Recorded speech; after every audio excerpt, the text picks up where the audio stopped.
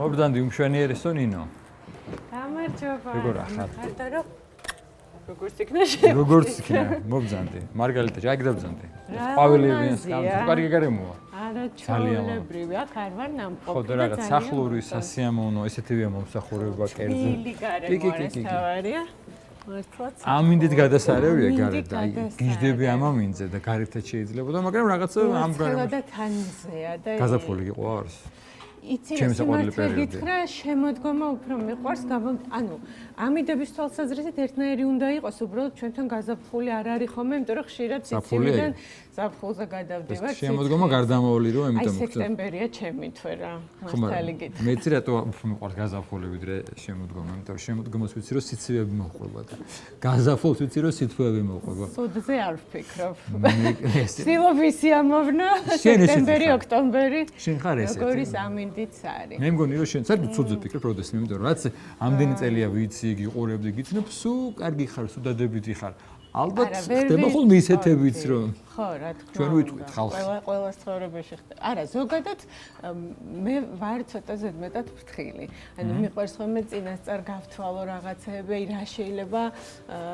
იყოს ისეთი რომ რაღაც სიურპრიზი არ დამხვდეს ამიტომ ცუდ ვარიანტებს ვთვლი რომ ავიცილო თავიდან რაც ჩემ ხელშია თორე ჩემ ხელს ყველაფერი რო არ არის ფაქტია სხვა ვერსიები გაქვს ხო ნუ აი ხშირად ოღონდ შემშულს ვაწუხებ ხოლმე ვხვდები, იმიტომ რომ აი რაღაც ყველა სიტუაცია მინდა წინასწარ გავთვალო, რომ რა შეიძლება აიცილოს თავიდან. გასაგები, სწორია. მე სწორია. ეს სულ ესე იყავი? ახალგაზრდა ასაკში, ბავშვების ასაკში. თუ მე გამოიმუშავა. ალბათ მე უფრო, მე მგონი როცა შვილებს ვაჩენთ, მე უფრო ბევრ რაღაცებს ვითვალისწინებ და ვაკეთებ იმას, რაც შეიძლება ჩვენი მშობლების არ მოგწონდა. მაგალითად, ზედმეტი ყურადღება, თუნდაც, რომელიც შემაწუხებელია ხანდახან. მშობლის და მშობლების ნაწილზე გადავალ ცხადია. ეხლა ცოტა შენი ბავშვების ნაწილზე დავბრუნდეთ. ძალიან ბევრ ადამიანს ჩემი დაწყებული ახსოვ ხარ შენ როცა გამოჩდი ტელეეკრანებზე ულამაზესი და უმშვენიერესი ასევე მე ვიცი რა გიყვარს ამ თემაზე ქებადიდება მაგრამ დღეს მომიწევს ამ ხსენება და გულწრფელად და რა გითხარი რა მშვენიერი ნინო თქო მე მგონი მშვენიერი შენ შემთხვევაში განსაკუთრებულად ზუსტი და ისიც ვიცი რომ არ ფიქრობდი არ წარმოგიდგენ არანაირი ტელევიზია მით უმეტეს საინფორმაციო გადაცემა მე ექიმობაზე ფიქრობდი და სტომატოლოგიას მიყობდი მაგრამ სრულად შემთხვევით მეორე არხი იყო და მე უკვე მოამბე ხო და თან შენი და იმ შენი მაშინდელი კოლეგები დაირღვა ის სტიგმა რომ რაღაცა ასაკოვანი ხანდაზმული ადამიანი ყოფილიყო რაც გვახსოვდა ხო ოღონდ ფიქრობდი როდესმე წარმოგედგინა ან ეს აი ხო იცი რაღაც ასაკში უყურებ და ზოგ სახიებობა უნდა ეკრანი აი შენ წარმოგედგინე რა ეს ულამაზესი გოგო არ ფიქრობდი ამაზე ჯერ ერთი ულამაზესი დავიწყოთ რომ აბსოლუტურად არ ვიბრანჭები საერთოდ არ მქონდა მსგავს წარმოდგენა და დღემდე მაგრამ ხო გეუბნებოდნენ დარწმუნებული ვარ ნუ ხო მაგრამ ამას ყოველთვის ფიქრობ რომ ნუ ეს რაღაცა დილობიანი ფორმა რაღაცა შეხვედრის მაგრამ მართლა არ ვფიქრობდი აი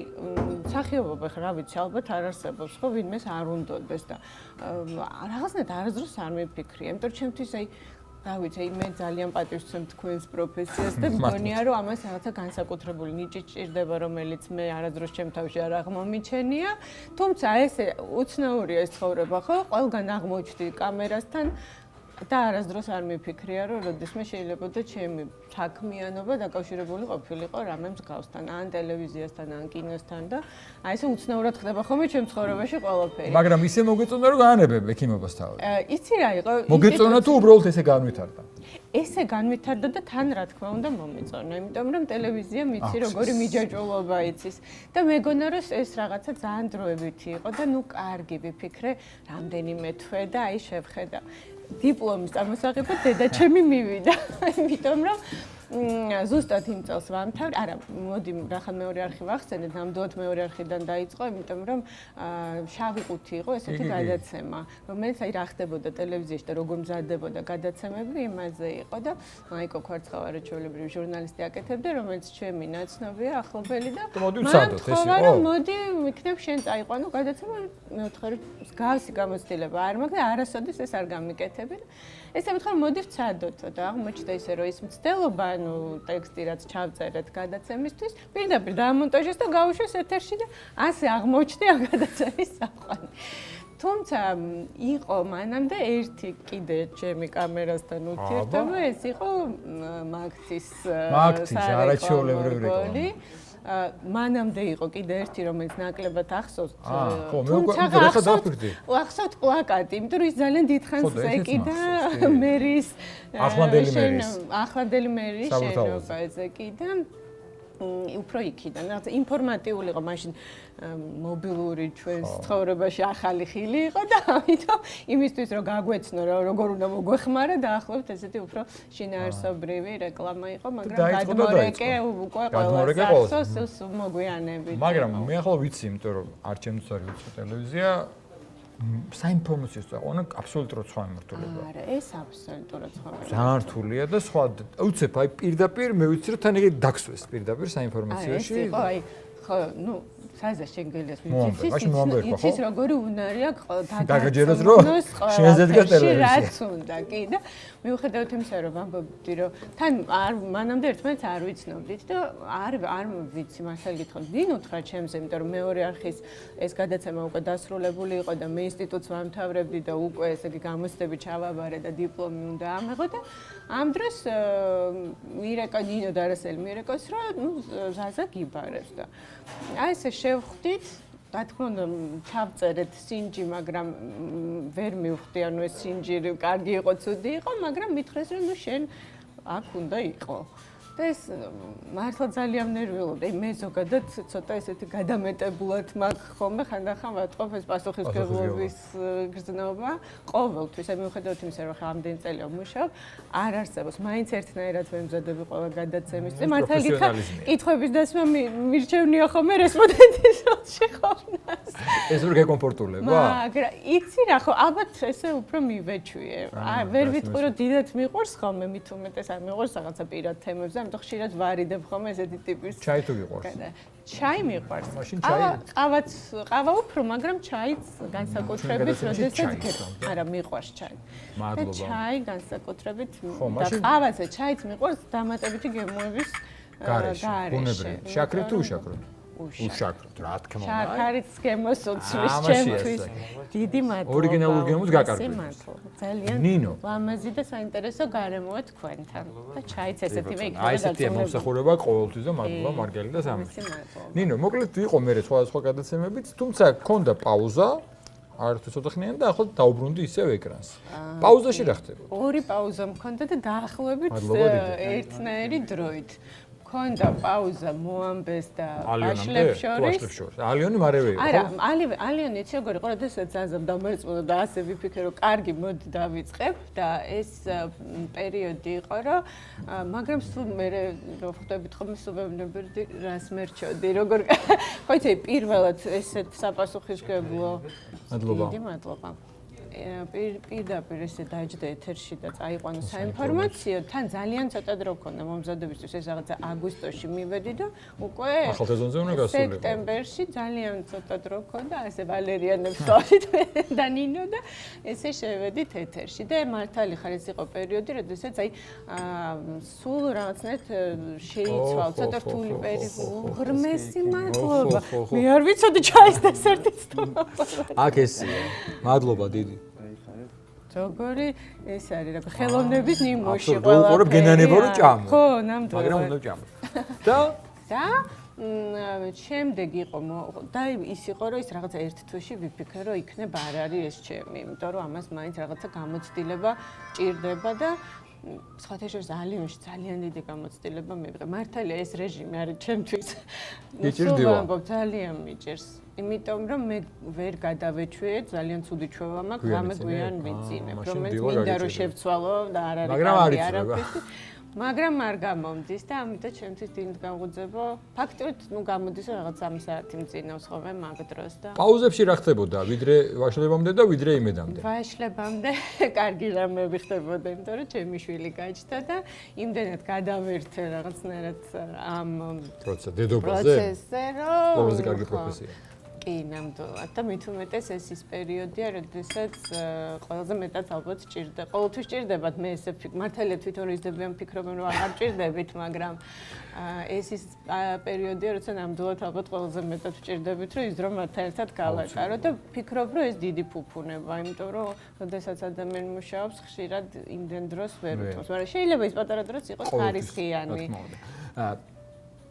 როცა ჩააბარე სამედიცინოს, მაშინ როცა ფიქრობდი რომ არავითარი ტელევიზია სამედიცინო, ეს იყო გააზრებული სურვილი თუ აი რაღაცა საათსა და მოდი სამედიცინო თუ აპირებდი ექიმობას და ბარემ აქვე კითხავ ერთიანად პასუხი, იმ პაუზებში ხო არ გაგეფიქრა რომ დიპლომში რომ მიწერი იმ პროფესიას ხო არ მივხედო?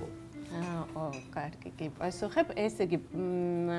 სამედიცინოზე დედამ ყავს ექიმი და ბავშვობიდან ძალიან მეყვარდა რომ მივდიოდი ხოლმე მასთან. ექიმობანა თამაშობდი ბავშვობიდან. თამაშობდი და იქიდან რაღაცა იქ რომ მივდიოდი, ყველა მაგწევდა ყურადღებას და სახშიც მე ვაგრძელებდი და ძალიან მომწონდა.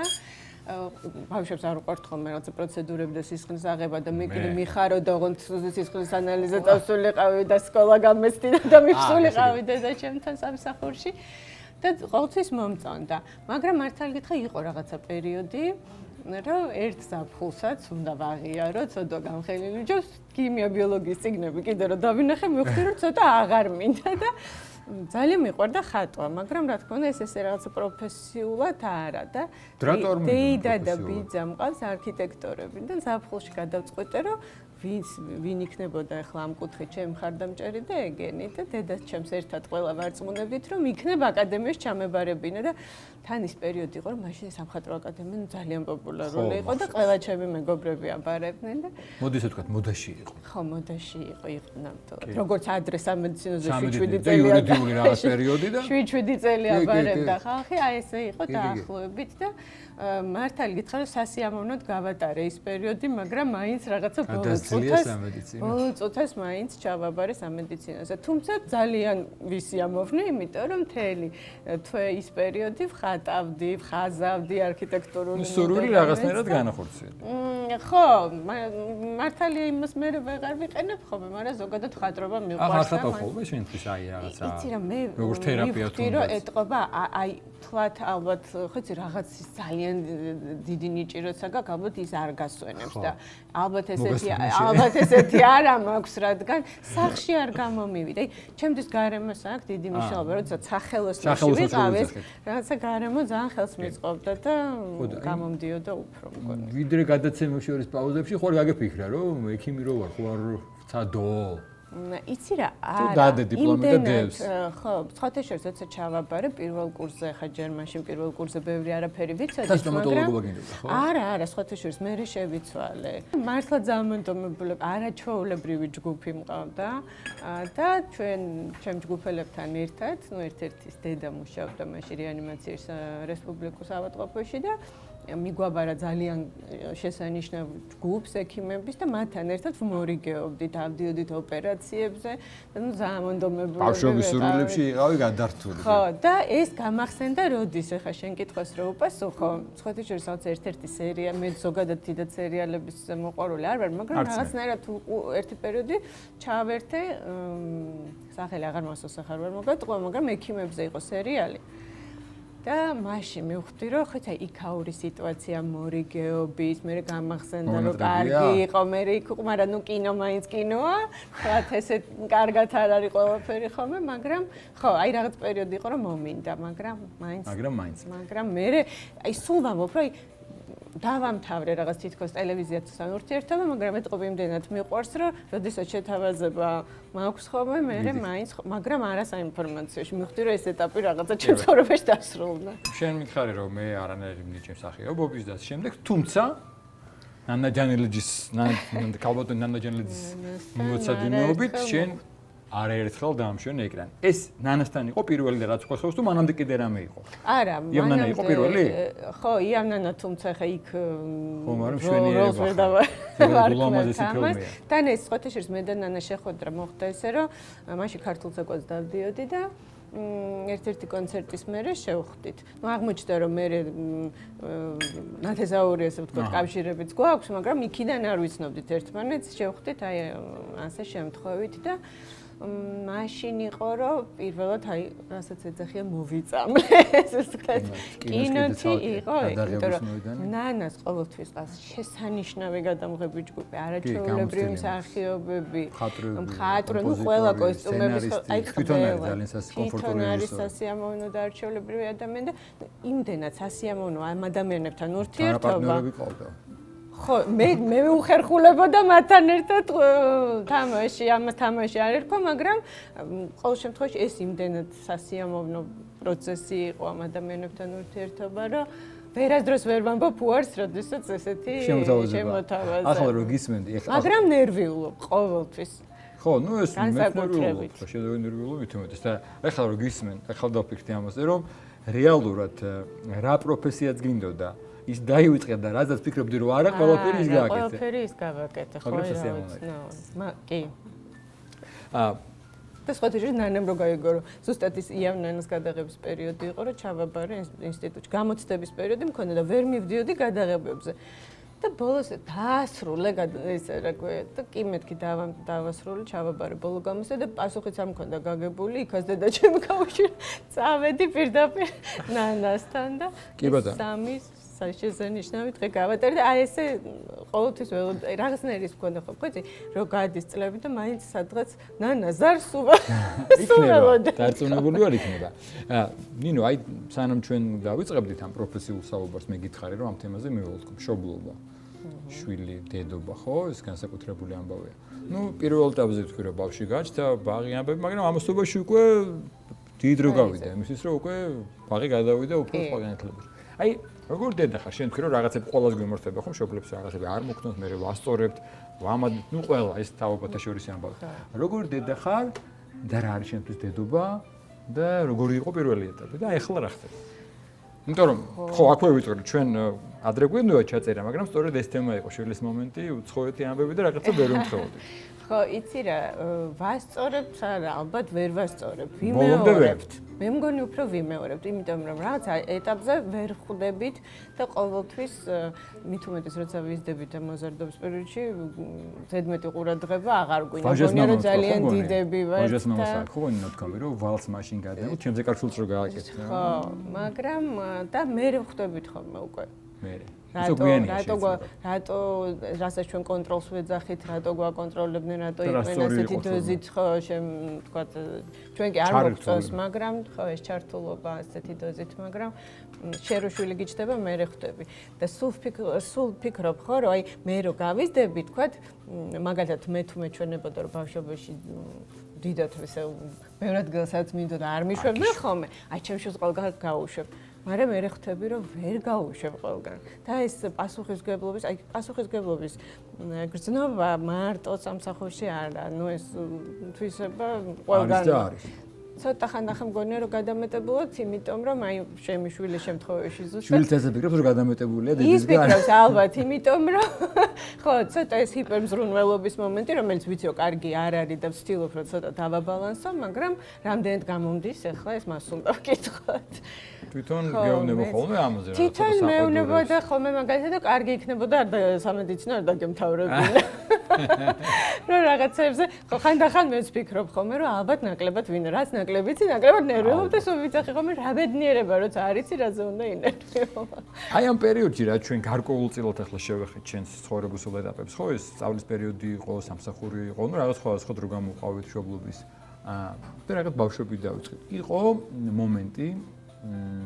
შენთვის შენი აი ღმერთთან ურთიერთობის დასაწყისის რელიგიის და როგორი იყო და როგორია იცი როგორ იყო ცოტა ალბათ გვიან შემოვიდა რასაც უფრო შემილია დავარქვა რომ ესე გააზრებულად მივედი თუმცა ყოველთვის იყო მიუხედავად იმისა ჩვენ რა პერიოდში გამოვიარეთ ბავშვობა და მაშინ ასე ვთქვათ ეს ეკლესიური წესით ცხოვრება ფაქტურად ნუ რა ვიცი ალბათ გამონაკლისები იყო ხო აი ხო ვიღაცება ალბათ არ ვიცი სადღაც შეიძლება ეს სახდებოდა თუმცა არ მგონია რომ მე მგონია რომ მაინც სადღაც გულის სიღრმეში ეს რწმენა ყოველთვის იყო და ვთქვათ მიუხედავად იმისა რომ დავუშვათ რაღაცა ეს სამსახურები ზოგი ითვალისწინებდა რომ რაღაცა ეს დამალულად მომხდარიყო მაინც ხდებოდა ყოველთვის მე ვიცი რომ დედაჩემი და დეიდაჩემიც მაგალითად მონათლეს სხვა ქალაქში ხო დამალულად მეც ცოტა დიდი ვიყავი როდესაც მონათლე მაგრამ ყოველთვის ეს აღდგომა იყო კვერცხის შეღება იყო თუ ნებისმიერი ის დღესასწაული დიდი ყოველთვის აღენიშნებოდა აი გააზრება შენთვის და გააზრებულად როდის დაუკავშირდი? თუ იყო ეს მომენტი და როგორც უგახსოვს? იცი სულ მინდოდა, მაგრამ რაღაცა მააბრკოლებ, მაგალითად ვერ წარმომედგინა, რომ ახსარებაზე როგორ უნდა მივსულიყავ და როგორ ჩამებარებინა პირველად, ამაზე სულ ღელავდი და ვერ ვიღებდი გადაწყვეტილებას. ეკლესიაში ვთქვათ, მივდიოდი, მაგრამ დანარჩენს ვთქვათ, რაღაცა წესებს ამას ყველაფერს არ ვასრულებდი და ჩემი მეგობრები დადიოდნენ შესანიშნავი ჩემი მოძღვარი მერე ვინც გახდა, მაშინ მამა სერაპიანი იყო, ახლა მამა იოანე და იმ პერიოდში ბოლნიში იყო და მახსოვს რომ ჩემი მეგობრები ხშირად დადიოდნენ ხოლმე და სასწაულებს ყვებოდნენ მის შესახებ და ერთ დღესაც გადავწყვიტე რომ აი რაღაცნაირად თუ გადავდგა ეს ნაბიჯი და ახსარებაზე წავიდე და მახსოვს როგორ ვღელავდი მე და ჩემი მეგობარი ერთად მივედით და ის მე ჩუმად ნერვიულობდი ჩემთვის ის ხმამაღლა ეხლა მე რომ ამას ვეთყვი და მე ის რომ იმას მეტყვის და ისე დავიღალე რომ ხო და ის რომ ღელავდა იმდენად გადმომედო რომ ამან გადამოდგებინა ნაბიჯი რომ პირველი მე შევსულიყავ შენ თავზე აიღე და ვიფიქრე რომ მალე დამთავრდა ეს ღელვა და აი ეხაც მახსოვს რომ პირველი ისე თავის თავზე რაღაცებს მეუბნებოდა რომ მე მწყვენოდა რომ მე თქვა რომ მე ეს არ გამიკეთებია და იმდენად გამიმარტივა აი რაც ყველაზე ძალიან ნერვიულობდი რომ მეუბნებოდა რომ სხვათაშორის პირველი უფრო მარტივია მე უფრო რთულია ჩაბარებაო და მართალიც ყოფილა გამართლდა ხო თუმცა რა ვიცი მე მაინც გამიმართლა რომ ასე ვთქვათ მეხმარებიან ხოლმე იმაში რომ ეს მომენტი გამიმარტივონ ალბათ და ეს მათი დამსახურება არის ვისთანაც მიწევს მას შემდეგ ურთიერთობა ეს იყო ჩემი პირველი ახსარება და მაშინვე რომ მითხრა რომ გაზიარებ ნუ ისეთი ბედნიერი ვიყავ მაგრამ უნდა გამოვწყდე რომ ყოველთვის ვერ ვაკეთებ იმას რაც მინდა იმიტომ რომ მაგ ხოლმე პერიოდები და არ ვიცი ყველას აქვს თუ არა მაგრამ მე ნამდვილად მაქვს ხან საკუთარ თავით კმაყოფილი რა თქმა უნდა არასდროს არა ვარ მაგრამ ხან ვარ კმაყოფილი რომ მგონი რომ რაღაცა კარგად გავაკეთე ამ მიმართულებით და ხანდახან მაგ ხოლმე რომ აი რაღაცა მიჭირს და ბევრი ხო აი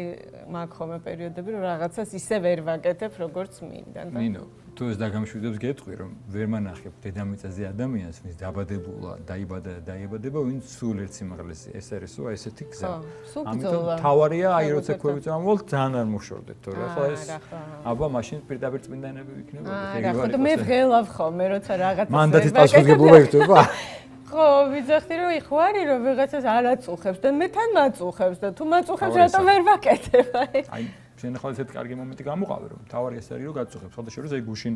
ერთ-ერთ სასულიერო პროს უსმენდი და აი ეს თქვა ზუსტად როგორ დაემთხვა რომ როგორ შეიძლება არ შეცდე მაგრამ იცი რა უფრო ცუდია როცა არ გაწუხებს რომ შენ რაღაც დააშალა აი რომ შეეჩვევი და მე რა მოხდა ეს ძიმე მდგომარეობაა ესაც უითორე რომ გვაწუხებს რაღაცა რომ აი რა თუნდაც რა ჩვენ თქვი ეს უკვე კარგია ხო ხო და თუ მე იცი რა მეწუხებს ყველაზე მეტად ნუ ხა ეს რაღაცას მადლობა მისეთ ძალიან ისეთ მნიშვნელოვანი როგორ არ არის მაგრამ აი მაგალითად ეს არის ცოტა სიზარმაცეც რომელიც ხანდახან შემომეპარება ხოლმე და მირჩევნია რომ ჩემი სიტყვებით თქვა ან ეკლესიაში წავიდე და იქ უფრო მიმარტივდება ლოცვა ვიდრე დავდგე და ესე თავიდან ბოლომდე დილის და ღამის ლოცვა წავიკითხო იმიტომ რომ აი ახლა მაგალითად მაგ პერიოდში ნუ გამიჭირდა ამ თვალსაზრისით და რა მეწუხებს ყველაზე მეტად რომ ზუსტად ვიცი რომ დაურეკავ და მამამ მეტყვის რომ არა უშო შენ მოდი შენ ოღონდ მოდი ზიარებაზე და აი ის მეწუხებს რომ არ მინდა რომ ამით ვისარგებლო ხო და რაღაცა მე ვაჭიანურებ და არ მივდივარ სანამ ცოტა არ გამოვასწორებ ხოლმე რაღაცა შენ ნუ კი არ ვჯი მაგრამ მინდა რომ რაღაცა მე თვითონ ვინ ღირსია და ვინ არა ეს ჩვენი გადასაწყვეტი არ არის რა თქმა უნდა არავინ არ არის და მაგრამ ცოტა მაინც რომ რაღაცა ძალისხმევა შენს შეიტანე ამაში ხო მესმის აბსოლუტურად ანუ რადგან თქვი რომ ეს მივეურეკავდა მეუბნება მაინც დღემდე გძელდება შენი ურთიერთობა მოძღვართან და ცდილობ რომ ამ პროცესში იყო ჩართული შესანიშნავი მამღვთისავარი რომელიც ისიც ბერია და ასევე იყო მამა იოანესთან ერთად იმასთან ხშირად მივდივართ ხოლმე მე და ჩემი შვილი შემომიერთდა და ძალიან მახარებს. მისინ თავისინებით და შენ კი, პატარა რო იყო რა თქმა უნდა დამყავდა მე რაღაც პერიოდი იყო რომ არა მაგრამ ეს ჩემ ბრალიც იყო იმიტომ რომ მეც ცოტა ესე ვთქვათ მოვშორდი შორს იყვნენ და ვეღარ ვახერხებდიმდეთ ხშირად მისვლას და ეხლა უფრო მოგვიახლოვდნენ აქეთ არიან. და შვილი თავისუფლად სიყვარულში და იქით უფრო ვახერხებთ ხოლმე და კი სხვათა შორის თვითონ და მიხარია ხოლმე როცა ჩემთან ერთად მოდის. შესანიშნავია, მოკლედ, გაგათავისუფლო. მადლობა მინდა გადაგიხადო, იმიტომ რომ დამალე გავიდად რომ მე კიდე ვღელავდი. შენი რადრით ამდენი ხანი რაც ვხობარაკობთ. აი ვერსია თქვა. მალე ხო გონე. გამომდინარე იქიდან რომ დაახლოებით ალბათ შენ მითხარი სადღაც 9:00 საათი, ალბათ ეს დრო გავიდა. ცოტა ნაკლები, მაგრამ ეხლა სანამ შევაჯი, მალე გავიდე, იმიტომ რომ ისეთ სასიამოვნო მოსაუბრე ხარ. შენ თვითონ ისე